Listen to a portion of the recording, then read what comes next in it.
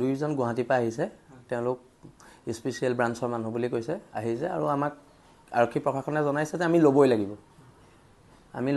বুলি কৈছে সেইকাৰণে মৌলবাদী সংগঠন আপোনাক কেনেকুৱা ধৰণৰ কিবা কথা নাই মোক কৈছে যে মৌলবাদী সংগঠনৰ পৰা আপোনাৰ জীৱনলৈ ভাবুকি আছে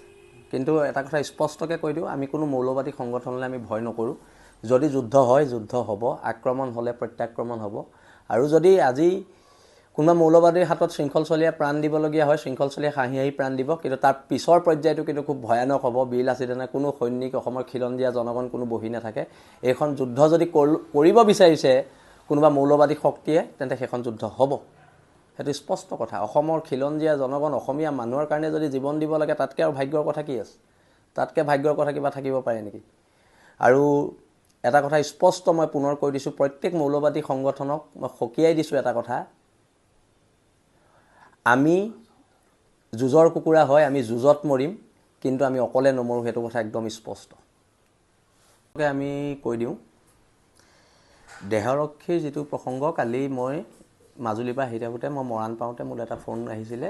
কৈছিলে যে আপোনাক দেহৰক্ষী প্ৰদান কৰা হৈছে তাৰপৰা মই শিৱসাগৰ পালোহি ঘৰ পালোহি তেতিয়া মই সন্মানেৰে দুইজন দেহৰক্ষীক মই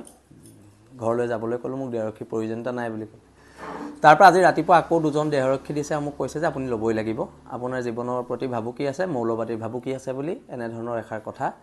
কোৱা হৈছে এতিয়া কথাটো হৈছে কি দেশ জাতিৰ বাবে শ্বহীদ হ'বলৈ মই সাজু আছোঁ দেশক লৈ জাতিক লৈ কোনো ধৰণৰ কম্প্ৰমাইজ কৰা নহ'ব যদি কোনোবা বাংলাদেশীয়ে মোক হত্যা কৰিম বুলি ভাবিছে তেনেহ'লে এটা কথা স্পষ্ট শৃংখলচলীয়া কিন্তু অকলে নমৰে লগত দুই চাৰিটাক লৈ যোৱা হ'ব আৰু সেইকাৰণে মই কৈছিলোঁ যে গৃহ বিভাগক মোক এটা বন্দুক দিয়ক কিন্তু মোক বন্দুকটো দিয়া নাই মোক এখন বন্দুকৰ লাইচেঞ্চ দিয়ক বুলি কৈছিলোঁ সেইটো মোক দিয়া নাই আৰু এটা কথা যিটো ৰঙৰ গুলিয়ে মোৰ বুকু সোমাব সেইটো ৰং অসমত নাথাকিব সেইটো কথা একদম স্পষ্টকৈ কৈ দিয়া হৈছে আৰু যুঁজিবলৈ মৰিবলৈ আমি সাজু আছোঁ একদম স্পষ্ট কথা আৰু অনাগত দিনত খিলঞ্জীয়া মানুহৰ হিন্দু মুছলমানৰ ঊৰ্ধত গৈ খিলঞ্জীয়া মানুহৰ অধিকাৰ ৰক্ষাৰ যুঁজখন আমাৰ চলি যাব আৰু বীৰ লাচিত সেনাৰ প্ৰত্যেক